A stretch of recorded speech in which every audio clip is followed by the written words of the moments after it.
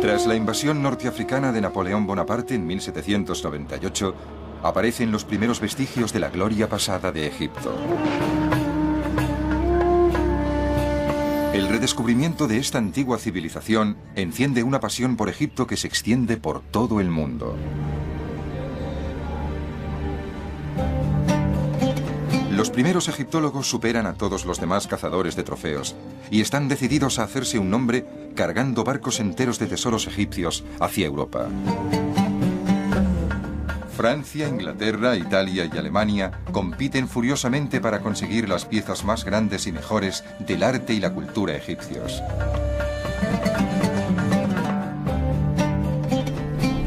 Durante el siglo XIX aparece un respeto cada vez mayor por la cultura egipcia, pero ese respeto se convierte también rápidamente en un motivo de competición internacional.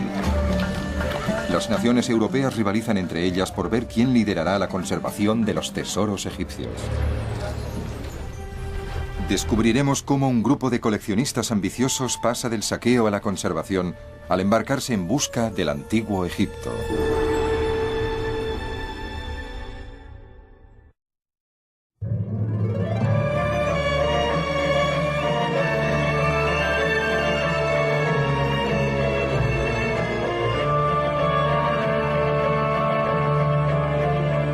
En busca del antiguo Egipto.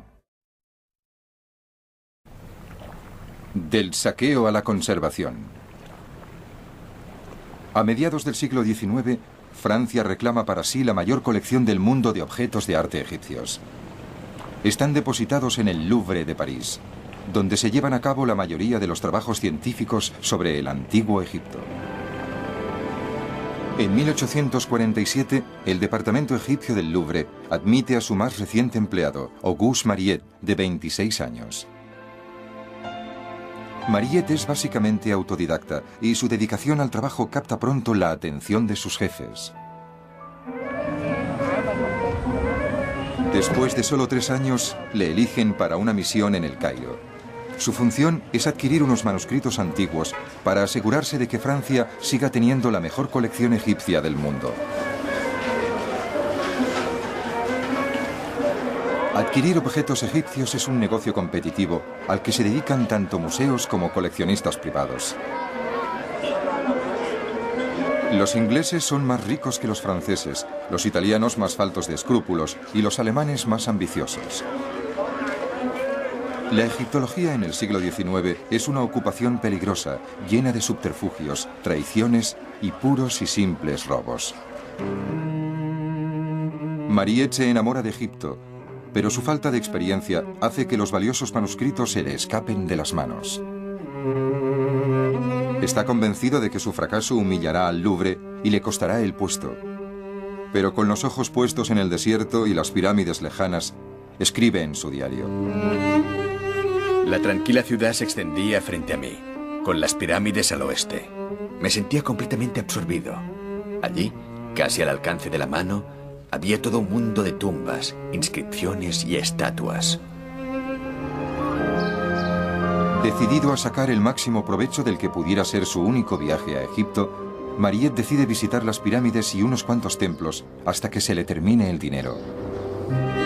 Durante sus viajes se hace amigo de una tribu de beduinos que le cuentan historias fantásticas de tesoros fabulosos, tumbas antiguas y ciudades perdidas, enterradas todavía bajo la arena del desierto. Mariette se convence de que si logra demostrar que alguna de esas historias es cierta, aún podría volver a Francia como un héroe. Siguiendo una pista más legendaria que real, se dirige a Saqqara, al sur de las pirámides. Pero cuando llega allí, no encuentra más que bloques de piedra rotos y arena. La necrópolis de Saqqara es un espectáculo desolador. Paredes de ladrillos rotos, montañas de arena mezclada con piedras, trozos de vendaje de momia desperdigados, agitados por el viento, y huesos humanos blanqueados por el sol.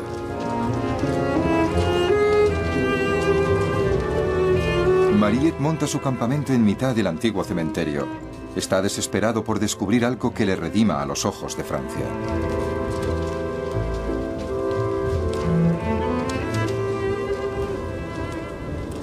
Mientras intentaba descubrir el plano original de las tumbas, mis ojos encontraron una esfinge, con su cara sonriente surgiendo de la arena. Me di cuenta de que formaba parte de la avenida de las esfinges, de la que tanto me habían hablado. Sin duda habría valiosos restos y textos desconocidos bajo la arena, así que reuní a unos 30 excavadores alrededor de la esfinge. Ese descubrimiento transformaría por completo mi vida. En pocos días, una doble línea de esfinges emerge de la arena y vuelve a gozar del sol del desierto. La espera es casi insoportable. Mariette tiene grandes esperanzas. Él sabe que en un extremo de esta antigua calle, según la leyenda, existe un laberinto de tumbas llamado el Serapeo. Al cabo de 3 meses, una avenida entera, flanqueada por 141 esfinges, indica el camino hasta la lujosa entrada del Serapeo.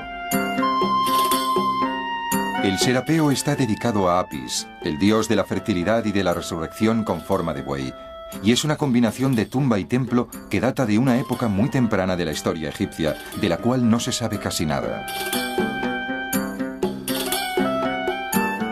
El 12 de noviembre de 1851, Auguste Mariette se abre paso entre los escombros acumulados y entra con mucho cuidado en un inmenso pasadizo subterráneo. A ambos lados hay cámaras que contienen sarcófagos enormes que contenían los cuerpos momificados de los bueyes sagrados.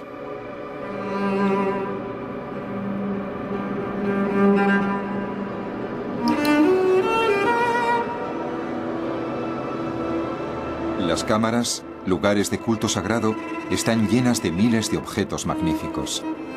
Estatuas, joyas, tablillas de bronce, riquezas de todas clases. Uno de los sarcófagos aún está intacto. Decidido a conseguir su tesoro, Mariette coloca dinamita en una esquina de la tapa de piedra, enciende la mecha con su puro y sale corriendo. Así es como se destruye el cuerpo momificado del único buey de Apis que quedaba.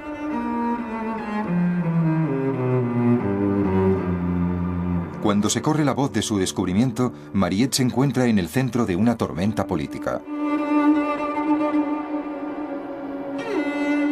Los anticuarios europeos y los egiptólogos rivales le condenan.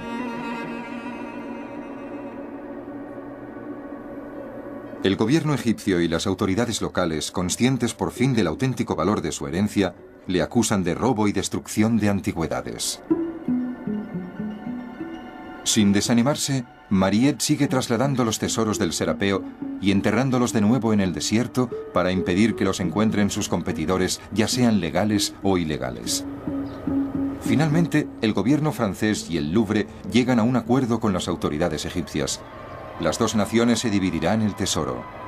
Cuando termina la excavación, más de 230 cajas de tesoros de incalculable valor han embarcado hacia el Louvre.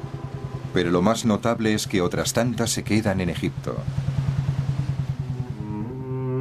Después de casi 4 años, Mariette vuelve a París. Es recibido como un héroe y recibe el nombramiento de conservador en el departamento de egiptología del Louvre. Pero él vive obsesionado por el desierto y la emoción del descubrimiento. Escribe: Después de mi trabajo en el Serapeo, me resultaba imposible dedicarme a una carrera puramente académica. Sabía que iba a morir o a volverme loco si no volvía inmediatamente a Egipto.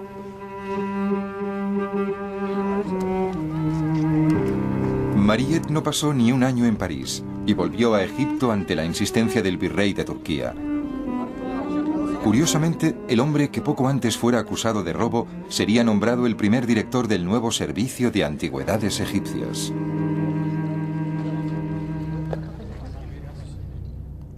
Mariette se dedica a su nueva función con el furor del converso. Al recibir plenos poderes para conceder licencias y controlar todos los trabajos de excavación, Mariette empieza a considerar la caza de tesoros como algo ilegal e inmoral. Inglaterra, Italia y Alemania se indignan. Las grandes potencias coloniales no ven en Egipto nada más que una inacabable fuente de trofeos, y consideran el nombramiento de Mariette como jefe de antigüedades como un trato de favor entre el gobierno egipcio y el gobierno francés. Sin duda, la indignación está bien fundada. La mayor parte de los arqueólogos que trabajan en Egipto en esa época son ingleses, y los turcos que gobiernan Egipto son aliados políticos de los alemanes.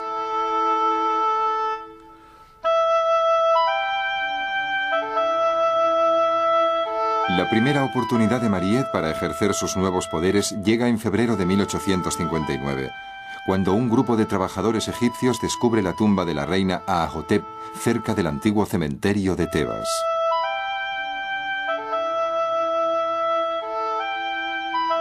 Cuando se filtra que las autoridades locales están embarcando el tesoro para enviarlo al virrey de Turquía, Mariette embarca hacia Tebas y allí se encuentra con un barco lleno de objetos descubiertos en dicha tumba. Mariette confisca el tesoro y lo hace enviar a El Cairo, frustrando así los planes del virrey, que fue precisamente quien le nombró para el cargo.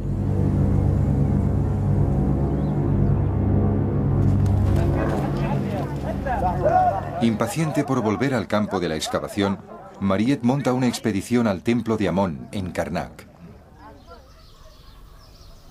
Para dar buen ejemplo, Mariette empieza a emplear métodos de fechado como los que desarrolló el egiptólogo alemán Karl Lepsius. Su método se conoce como estratigrafía y consiste en determinar las fechas de los objetos enterrados comparando la profundidad a la que se encuentran. Usando las últimas técnicas, Mariette insiste en fotografiar cualquier objeto antes de retirarlo del suelo.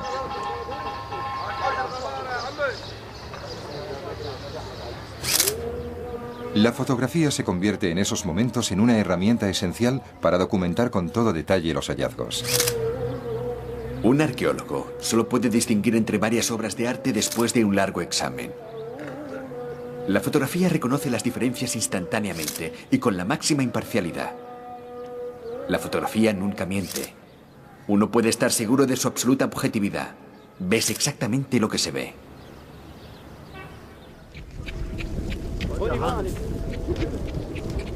Solo en 1860, Mariette abre 35 excavaciones nuevas, pero sigue impaciente por volver a Saqqara, donde descubrió por primera vez los tesoros del Serapeo.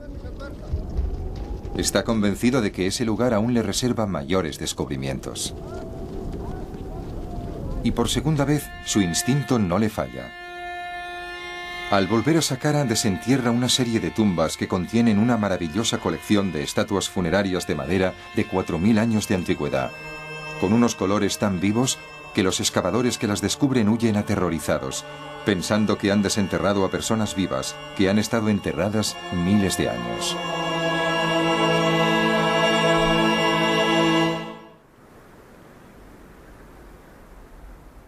Con estos últimos descubrimientos, Mariette se convierte en un pionero del estudio del Imperio Antiguo de Egipto, una época que terminó hace casi 4000 años. Todas las superficies de las cámaras funerarias están decoradas de forma brillante con escenas cotidianas. Gente cazando y pescando, trabajando y jugando.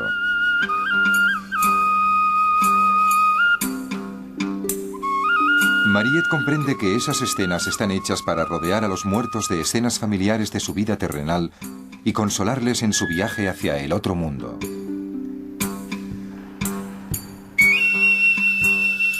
Había objetos importantes por descubrir en todas las tumbas, pero esta era la tumba de Ptahhotep, uno de los nobles más grandes del Imperio Antiguo, que fue visir a finales de la Quinta Dinastía. La suntuosidad de esas tumbas hace que Mariette comprenda lo importante que es conservar los monumentos egipcios. Por su antigüedad son tremendamente frágiles. En cuanto los desentierran, empiezan a deteriorarse rápidamente. El aire, la humedad y la luz del sol los destruyen, pero lo peor es la intervención humana. La primera tumba que abrió en Saqqara 10 años atrás había sufrido más por culpa de los turistas y los arqueólogos que en los 6000 años anteriores. Mariette se compromete a hacer todo lo posible para proteger esas primeras muestras de civilización humana. Escribe: dentro de 500 años, Egipto debería ser capaz de mostrar a los arqueólogos que lo visiten los mismos monumentos que estamos describiendo ahora. Para combatir la amenaza del deterioro y también el comercio ilegal de antigüedades robadas, Mariette consigue que el gobierno egipcio le dé fondos para crear un museo en El Cairo.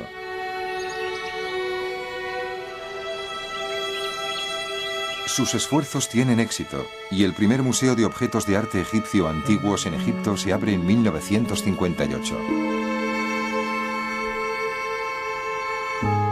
Antiguamente Egipto destruía sus monumentos. Hoy en día los respeta y en el futuro los amará.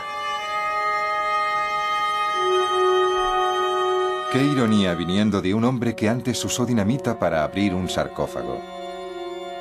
Sin embargo, demuestran el profundo efecto que la antigua tierra de los faraones tiene sobre el joven y ambicioso francés. En 1867, Mariette vuelve a París, el tiempo justo para supervisar la instalación de la sección egipcia en la Feria Mundial. La comunidad académica francesa elogia efusivamente tanto al científico como a su obra. Él solo ha conseguido que Francia siga siendo la primera potencia mundial en estudios egipcios.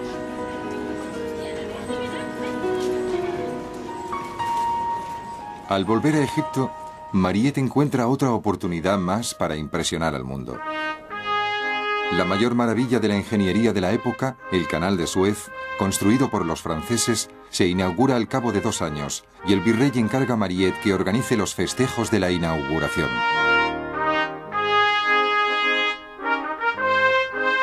Como eje central de los festejos, Mariette piensa programar una gran ópera que celebre las glorias del antiguo Egipto. Mariette contrata al compositor Giuseppe Verdi para escribirla y personalmente esboza el guión y diseña el escenario y el vestuario para la obra, que titula Aida.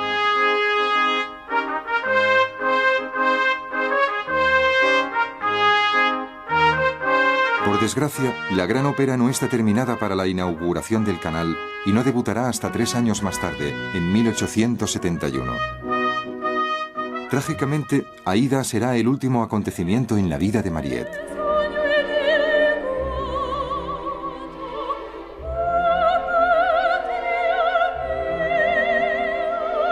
En 1878 su museo se ve inundado por las riadas y la mayor parte de sus notas y dibujos quedan destruidos.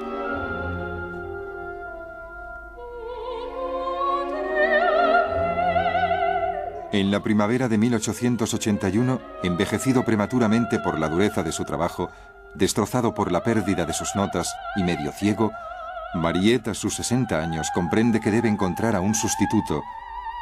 Pero en lugar de escoger a uno de los arqueólogos que trabajan en Egipto, la mayoría ingleses, contrata a un miembro de la Academia Francesa poco conocido. Aunque no fuera el candidato más destacado para dirigir el servicio de antigüedades de Egipto, para Mariette es la mejor manera de mantener la supremacía francesa en Egipto. El candidato de Mariette es Gaston Maspero. Aunque es un lingüista joven y brillante, según el ejemplo de Champollion, los conocimientos de Maspero sobre arqueología son bastante limitados. A partir de su nombramiento, Maspero recibe el monumental encargo de conservar las excavaciones arqueológicas más importantes del mundo. Es una labor tan complicada que ningún hombre puede llevarla a cabo solo, por muchos conocimientos que tenga.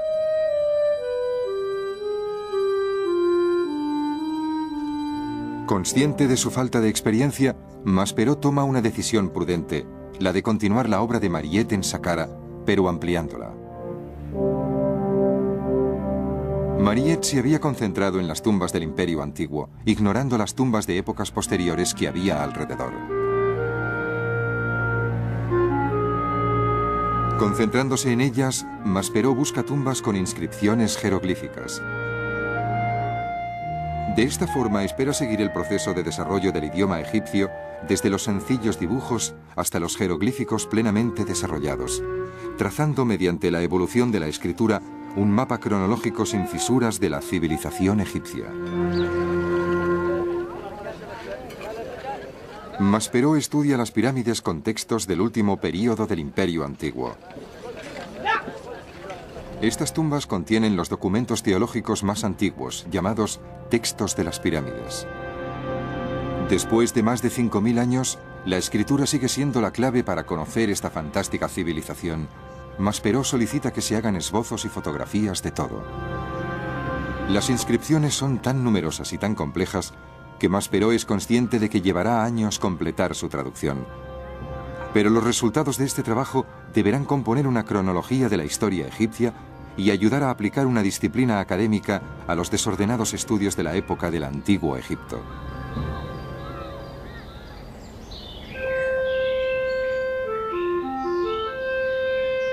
Pero la disciplina académica no es el peor desafío al que se enfrenta Maspero. El peor es controlar el comercio de antigüedades robadas. Egipto, en la década de 1880, sigue lleno de saqueadores, autoridades corruptas y tratantes de antigüedades en el mercado negro. Uno de los coleccionistas más famosos es Sir Wallis Budge, conservador de antigüedades egipcias para el Museo Británico. En sus frecuentes viajes, Budge adquiere gran cantidad de tesoros, y la mayor parte de ellos llegan a Inglaterra sin la autorización adecuada. Es la forma que tiene Budge de esquivar el control francés de las obras de arte egipcio.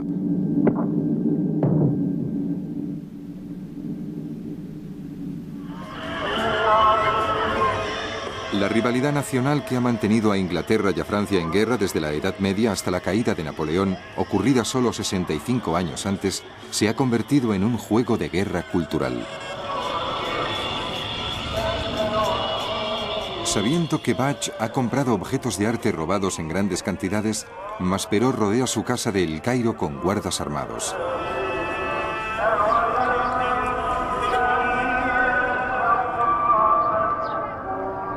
Budge, como respuesta, ordena excavar un túnel desde su casa al hotel vecino y se lleva su tesoro por la puerta de servicio del hotel. Maspero se enfurece. Para complicar más las cosas, los avances en los transportes en barco de vapor y ferrocarril atraen a Egipto a una marea de turistas ricos que están deseando llevarse a casa un pedacito de historia antigua. No suelen preguntar de dónde salen los recuerdos que compran, y muchos ni siquiera se dan cuenta de que están comprando objetos de arte originales. Maspero, decidido a detener el flujo de antigüedades hacia el mercado negro, organiza una investigación a gran escala para rastrear esa hemorragia cultural hasta su origen.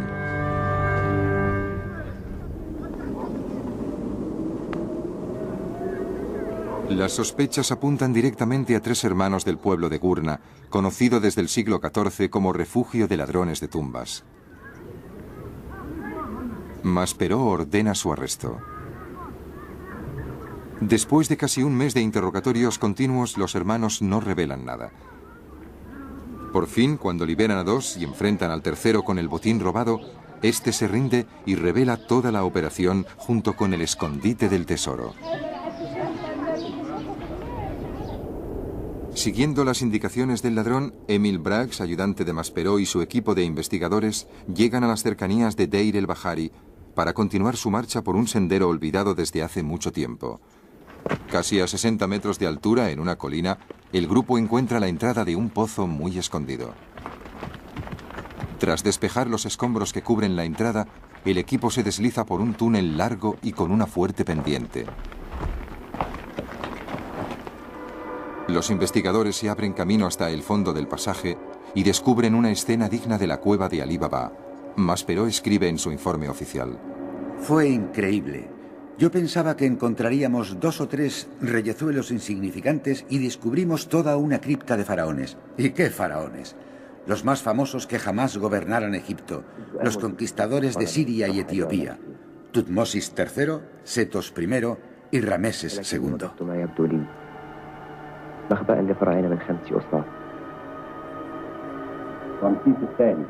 Realmente, Egipto es una tierra de maravillas. A diferencia de otras culturas antiguas, no se limita a entregarnos sus monumentos, sino que nos entrega a los propios hombres que los construyeron. Hace siglos, los sacerdotes trasladaron los cuerpos de estos poderosos monarcas desde sus criptas originales hasta esta cueva inaccesible. Esperaban salvar así a los faraones y sus tesoros de los estragos de los ladrones de tumbas antiguos. Lo más irónico es que los faraones y sus tesoros salen de nuevo a la luz gracias a la acción de los ladrones modernos. Émile Brax, ayudante de Maspero, ordena que se trasladen los nichos reales y su contenido a El Cairo lo antes posible. Es la noche de Luxor. Las momias, los ataúdes y otros objetos fueron bien envueltos en sábanas y trasladados al barco. Cuando nos íbamos con nuestro cargamento de reyes, ocurrió algo muy extraño. En ambas orillas del Nilo había campesinas que seguían al barco llorando y los hombres disparaban los rifles como si rindieran honores de funeral. En 1886, después de 5 años de éxitos continuos, Maspero inicia la monumental labor de desenterrar uno de los grandes símbolos de la civilización egipcia, la gigantesca esfinge de Giza. Estuvo enterrada hasta el cuello durante siglos por la arena del desierto y su tamaño real había sido objeto de muchas conjeturas.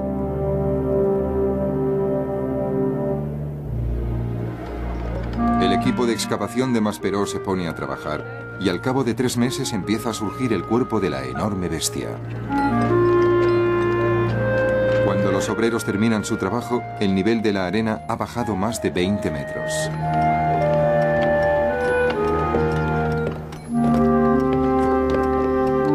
Pero el plan de Maspero no se limita a desenterrar la gran estatua. Quiere saber si hay tumbas bajo la esfinge. Aunque él no llega a encontrarlas. Incluso hoy en día hay autores que siguen confiando en su existencia, aunque las pruebas arqueológicas realizadas en la actualidad no confirman esta teoría.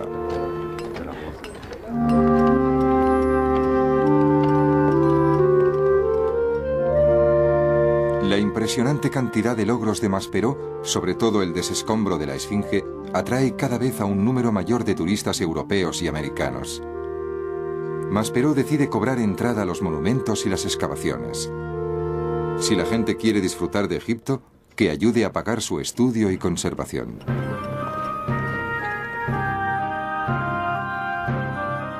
Al cabo de pocos meses de despejar la esfinge, Maspero vuelve a Francia para proseguir su carrera académica y poner por escrito sus trabajos. Fue un intervalo que duraría 13 años.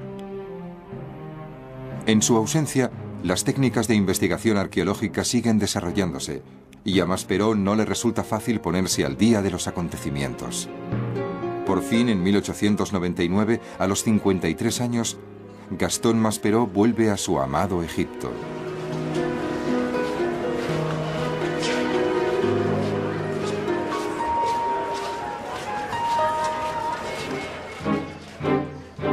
Al poco tiempo de su regreso ocurre el desastre. El 3 de octubre de 1899, un terremoto castiga el gran templo de Karnak. 11 columnas ceden y la sala principal queda en ruinas.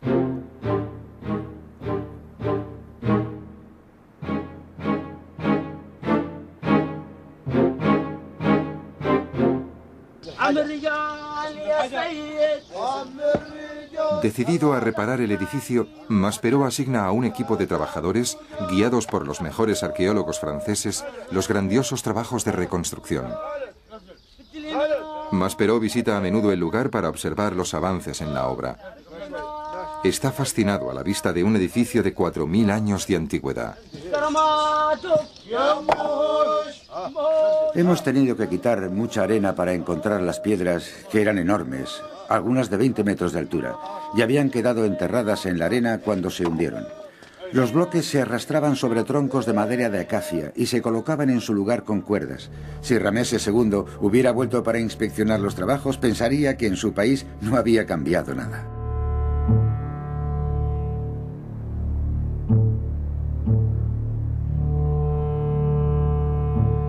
Los trabajos de reconstrucción, a pesar de ceñirse a las exigencias más estrictas de la época, provocan un debate internacional.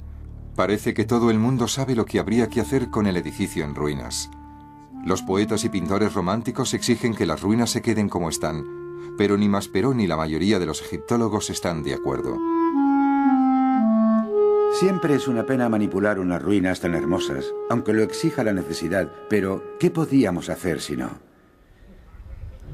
El tiempo nos obliga a revivir los monumentos sin hacer nada por alterar su carácter y a investigar todo lo que pueda ayudarnos a conservarlos.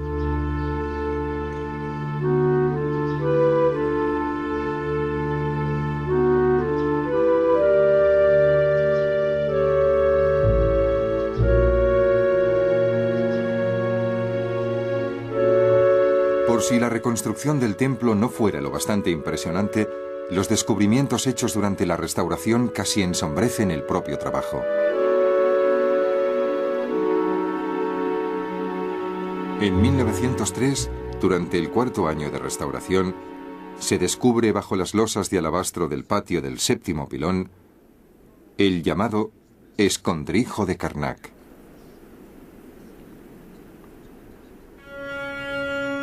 A medida que avanzan los trabajos de excavación, va apareciendo una cantidad de estatuas que nunca imaginaron. Maspero escribe: Ya llevamos 20 meses sacando objetos del templo de Karnak. Estatuas, bustos, troncos mutilados, cuerpos sin cabeza, faraones en sus tronos, reinas y sacerdotes, captados en plenitud de sus vidas, de su profesión y de su rango. Un pueblo entero que sale a la luz. De cada paso se guardan cuidadosamente registros, dibujos y fotografías, usando los mejores métodos arqueológicos de la época. Cuando se llega a completar el proyecto, han salido a la luz casi 17.000 obras de arte egipcio. Se trata de un enorme paso hacia adelante para comprender el mundo del antiguo Egipto.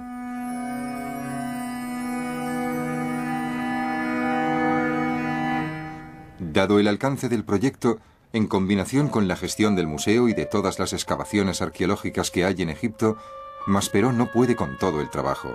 Hay que ampliar la plantilla del Servicio de Antigüedades de Egipto.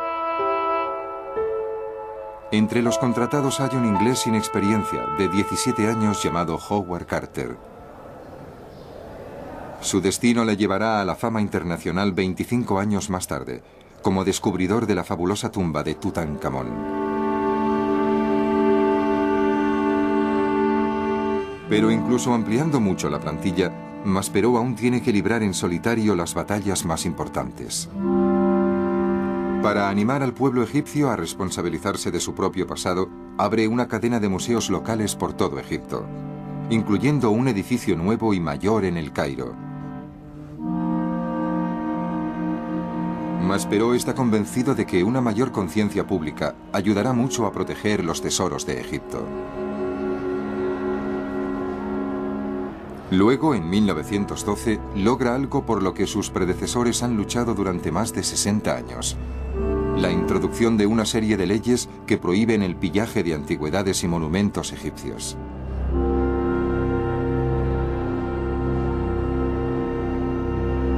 Cuando Gastón Maspero se retire en 1914, sus logros ya han tenido un profundo impacto en Egipto, sentando las bases para que otros investigadores sigan avanzando en la egiptología como ciencia.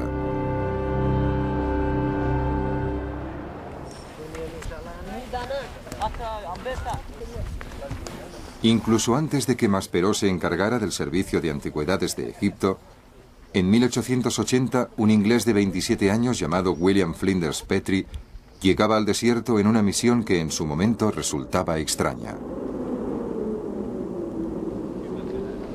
Petrie desea hacer un estudio detallado de la construcción de las grandes pirámides de Giza. A los egipcios y hasta a los egiptólogos les parece una misión insensata. Para Petrie tiene mucha lógica. Desde que los europeos empezaron a estudiar Egipto 80 años atrás, nadie se ha planteado nunca cómo se construyeron estas enormes edificaciones. En su adolescencia, Petrie había viajado por las ruinas megalíticas de Inglaterra para estudiarlas y medirlas, intentando analizar su complicada geometría. A los 19 años escribe un estudio muy completo sobre la organización de las piedras de Stonehenge. Partiendo de sus experiencias en Stonehenge, resulta muy natural que quiera estudiar la geometría de otras estructuras antiguas. Lee muchísimas teorías sobre la construcción de las pirámides, pero ninguna está basada en observaciones de primera mano y, por lo que se ve, ni siquiera en la lógica. El astrónomo inglés Piazzi Smith sugiere que cada línea de piedras simboliza el crecimiento de la civilización. Hay otras teorías igualmente descabelladas y absurdas. La mejor forma de descubrir la verdad es visitar Egipto. Mientras pasea entre las pirámides y los monumentos, midiendo y haciendo cálculos, Petrie se horroriza, como muchos otros antes que él, al darse cuenta de que la herencia egipcia está siendo saqueada y destruida a un ritmo rapidísimo. Secciones enteras de edificios y templos han sido arrancadas. Hay monumentos anotados en las guías de viaje que han desaparecido completamente. Al tiempo que coleccionistas europeos se llevan a casa su tesoro, los egipcios queman miles de momias antiguas como combustible para los trenes y las máquinas de vapor. Como otros viajeros, Petrie oye a menudo gritar a los ingenieros: «Necesitamos más vapor, echa otro faraón al fuego». Al cabo de un año trabajando en Egipto, me sentía como en una casa en llamas. Así de rápida era la destrucción. Debía salvar todo lo que pudiera, sacándolo de allí lo antes posible, y luego, cuando tuviera 60 años, sentarme, escribir y contarlo todo.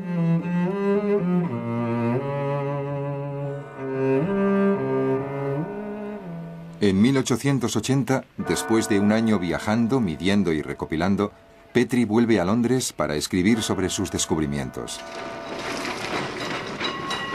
Después de publicar gran cantidad de artículos, conoce a la periodista Amelia Edwards, fundadora de la Egypt Exploration Fund, un grupo de ricos benefactores interesados en popularizar la cultura egipcia. Este grupo queda impresionado por su enfoque científico y Petrie obtiene financiación para volver a Egipto y proseguir con su trabajo. A su regreso, Petrie viaja a Tanis, en el delta del Nilo, donde hace un estudio detallado de un templo de la época del Imperio Nuevo. Las excavaciones en Egipto me fascinan y espero que los resultados justifiquen la empresa. Creo que la mejor línea de investigación reside en anotarlo todo cuidadosamente y comparar los menores detalles.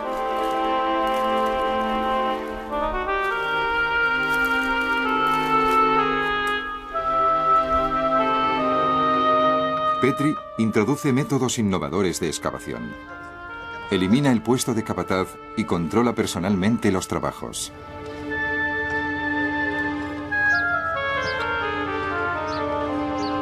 En Tanis tenía 170 trabajadores a mis órdenes que trabajaban sin la presión del capataz. Muchos egiptólogos expertos consideran a Petrie un mero aficionado, un diletante. Pero sus métodos son muy populares entre los trabajadores, y gracias a ello consigue rescatar incluso los objetos más pequeños, pero no por ello menos importantes. Cuando terminan las excavaciones, Petrie se ha quedado sin fondos. Pero como no desea abandonar Egipto y por si la renuevan la subvención, dedica el año 1887 a hacer un crucero por el Nilo con un amigo. Durante el viaje, Petrie, como otros arqueólogos de ideas avanzadas, toma cientos de fotografías que proporcionan un registro más exacto y más objetivo que los esbozos o los grabados. Al sur de Asuán, en la isla de Sehel, encuentra centenares de inscripciones antiguas cinceladas en las rocas de la ladera de una antigua colina.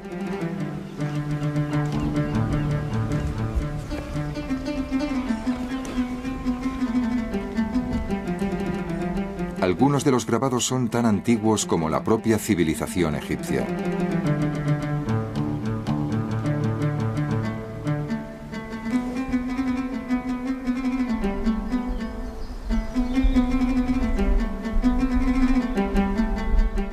Unos cuentan los viajes de los embajadores egipcios a tierras nubias. Otros son crónicas de las campañas militares emprendidas por los faraones.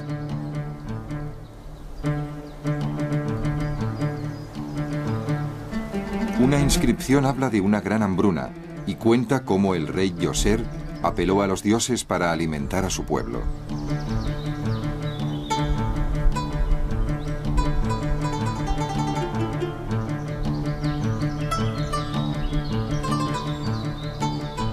Decidido a estudiar esas inscripciones, Petrie y su compañero escalan la ladera de la colina con cuerdas para fotografiar, dibujar e inventariar esos grabados tan notables.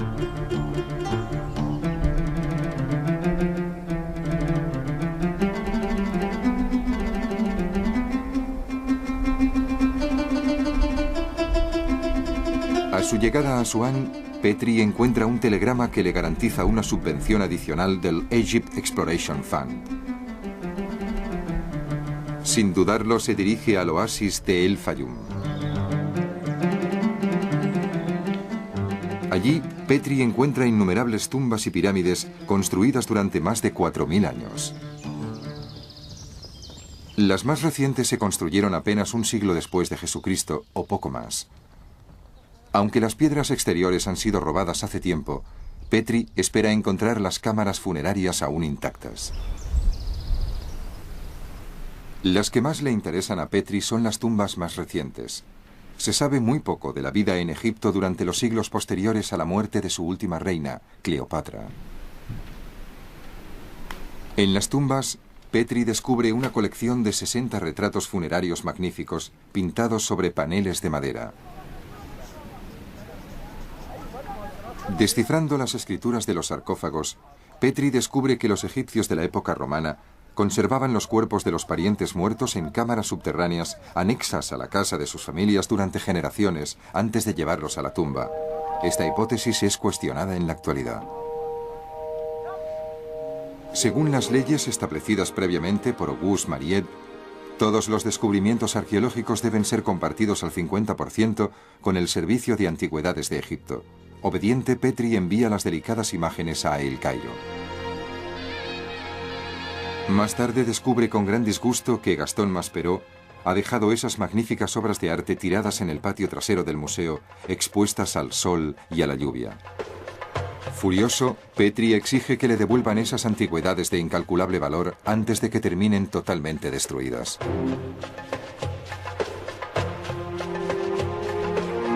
Por fin, Maspero selecciona 12 retratos para el Museo de El Cairo, entregando a Petrie 48 de estas extraordinarias máscaras. Petrie las envía a Londres para una exposición especial en el Museo Británico.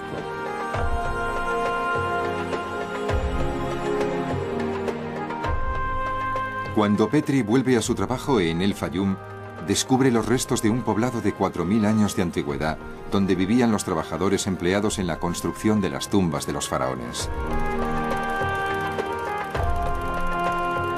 Las casas están llenas de utensilios de la vida cotidiana. Este es un aspecto completamente ignorado en esa época de la vida en el antiguo Egipto, los objetos cotidianos de la gente normal.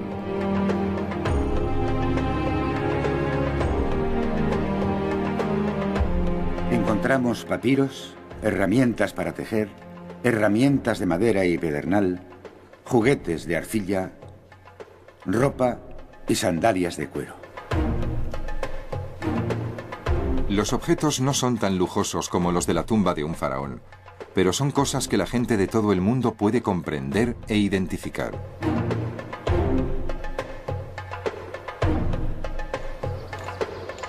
Cada vez que uno de los objetos es retirado del suelo, Petrie insiste como siempre en registrar con exactitud su situación. Este descubrimiento tan notable le da a Petrie una reputación internacional como arqueólogo destacado. A partir de los innumerables datos que ha recogido en sus excavaciones, Petrie está decidido a publicar sus descubrimientos para beneficio de las futuras generaciones. Escritor prolífico, publicará un total de 97 obras. Lo único que me importa es que la publicación de mi trabajo sirva como referencia de valor sobre el asunto en los años y siglos venideros.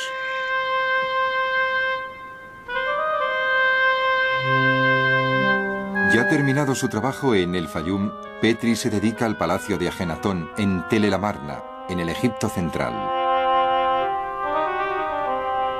Aunque Ajenatón y su bella esposa Nefertiti están entre los gobernantes más famosos de Egipto, poco se sabe de su palacio y de su forma de vivir. Petri está decidido a terminar con ese desconocimiento.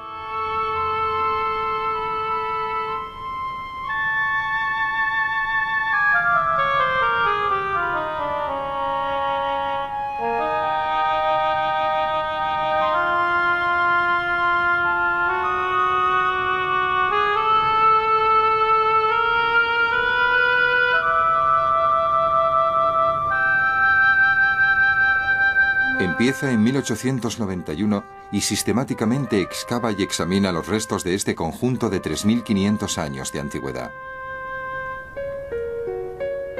Casi al principio de los trabajos se descubre un magnífico pavimento pintado. Es una obra maestra del arte del Imperio Nuevo, de casi 90 metros cuadrados de superficie. Una cenefa de flores de loto rodeando un jardín pintado con su sendero y su lago rodeado de animales. El descubrimiento se convierte instantáneamente en una importante atracción turística de Egipto. Pero como no hay acceso directo al lugar, los visitantes destrozan los campos sin el menor cuidado para poder llegar a Tel el Amarna. Como protesta, los campesinos airados se acercan al lugar y destrozan el magnífico suelo. Las futuras generaciones solo podrán apreciar la belleza de ese pavimento gracias a las fotografías y los detallados dibujos de Petri.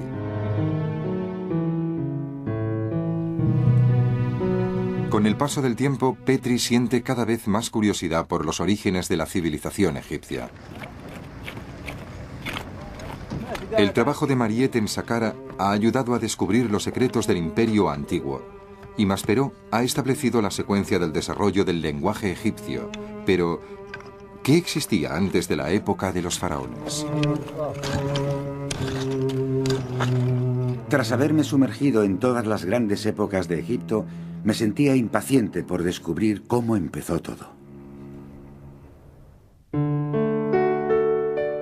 Petri empieza su investigación en la orilla oeste del Nilo, al norte de Luxor. Aquí descubre una gran necrópolis con miles de tumbas de una época desconocida de la historia egipcia. El cementerio es tan vasto y las excavaciones tan extensas que Petri se ve obligado a elaborar un sistema completamente nuevo de excavación y clasificación.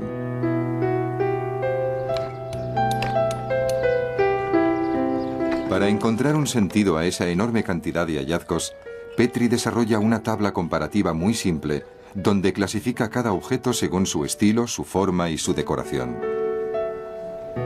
Las tablas de Petri aún se usan entre los arqueólogos y paleontólogos modernos.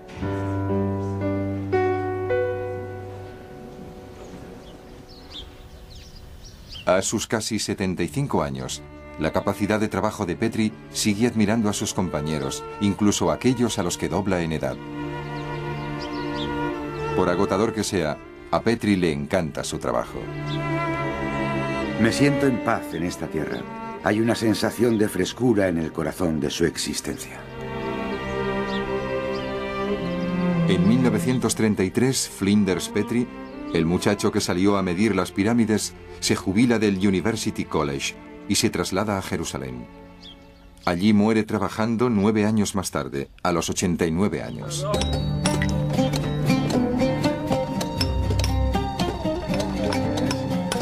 En poco más de un siglo, la egiptología pasó de ser un deporte de caballeros aventureros a ser una ciencia exigente, dedicada al estudio y la conservación del antiguo Egipto para todos los tiempos y todos los países.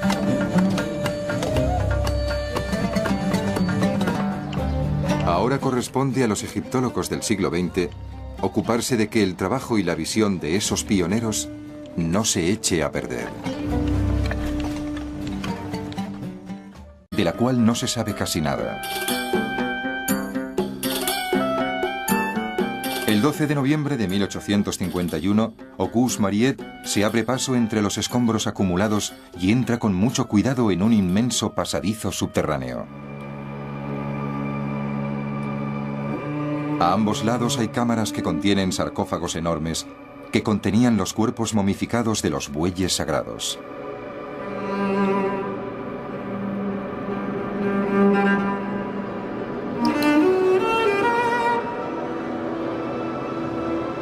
Las cámaras, lugares de culto sagrado, están llenas de miles de objetos magníficos.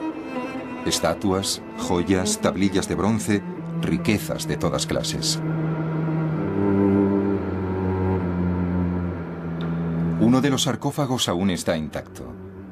Decidido a conseguir su tesoro, Mariette coloca dinamita en una esquina de la tapa de piedra, enciende la mecha con su puro y sale corriendo.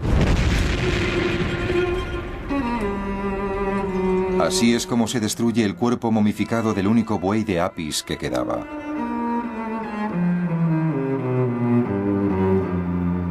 Cuando se corre la voz de su descubrimiento, Mariette se encuentra en el centro de una tormenta política. Los anticuarios europeos y los egiptólogos rivales le condenan. Hace que los valiosos manuscritos se le escapen de las manos. Está convencido de que su fracaso humillará al Louvre y le costará el puesto. Pero con los ojos puestos en el desierto y las pirámides lejanas, escribe en su diario: La tranquila ciudad se extendía frente a mí, con las pirámides al oeste. Me sentía completamente absorbido. Allí, casi al alcance de la mano, había todo un mundo de tumbas, inscripciones y estatuas. Decidido a sacar el máximo provecho del que pudiera ser su único viaje a Egipto, Mariette decide visitar las pirámides y unos cuantos templos hasta que se le termine el dinero.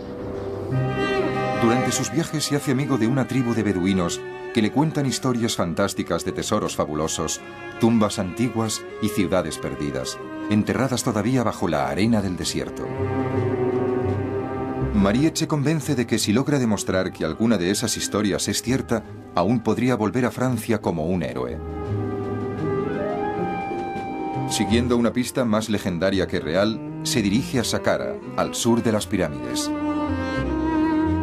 Pero cuando llega allí, no encuentra más que bloques de piedra rotos y arena. La necrópolis de Saqqara es un espectáculo desolador. Paredes de ladrillos rotos, montañas de arena mezclada con piedras, trozos de vendaje de momia desperdigados, agitados por el viento, y huesos humanos blanqueados por el sol.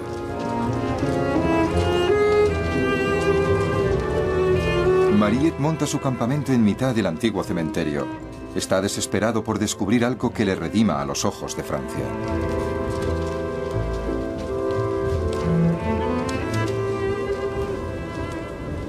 Mientras intentaba descubrir el plano original de las tumbas, mis ojos encontraron una esfinge, con su cara sonriente surgiendo de la arena.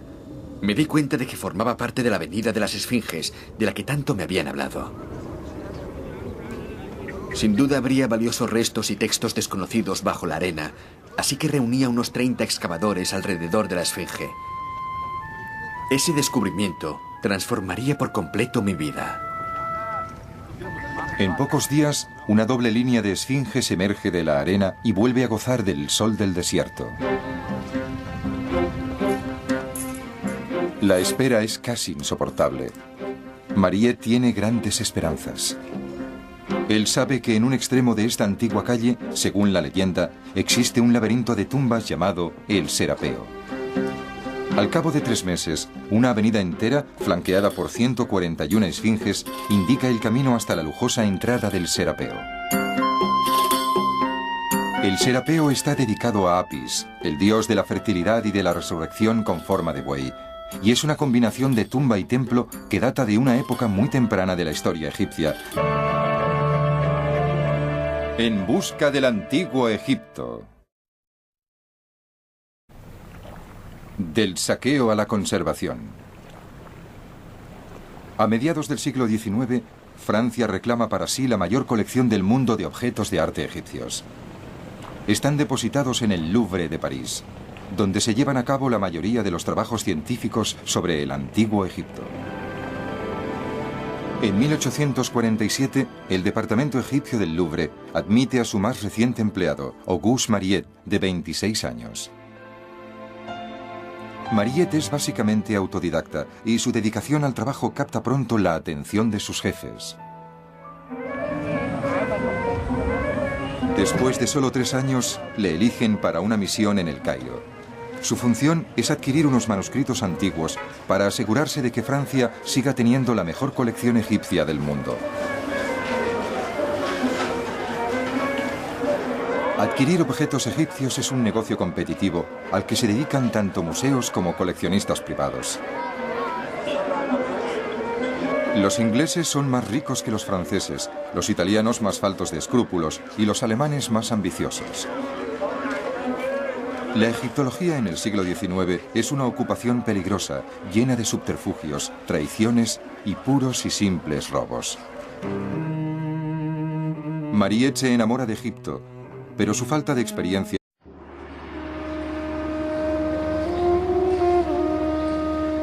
Tras la invasión norteafricana de Napoleón Bonaparte en 1798, aparecen los primeros vestigios de la gloria pasada de Egipto. El redescubrimiento de esta antigua civilización enciende una pasión por Egipto que se extiende por todo el mundo. Los primeros egiptólogos superan a todos los demás cazadores de trofeos y están decididos a hacerse un nombre cargando barcos enteros de tesoros egipcios hacia Europa. Francia, Inglaterra, Italia y Alemania compiten furiosamente para conseguir las piezas más grandes y mejores del arte y la cultura egipcios.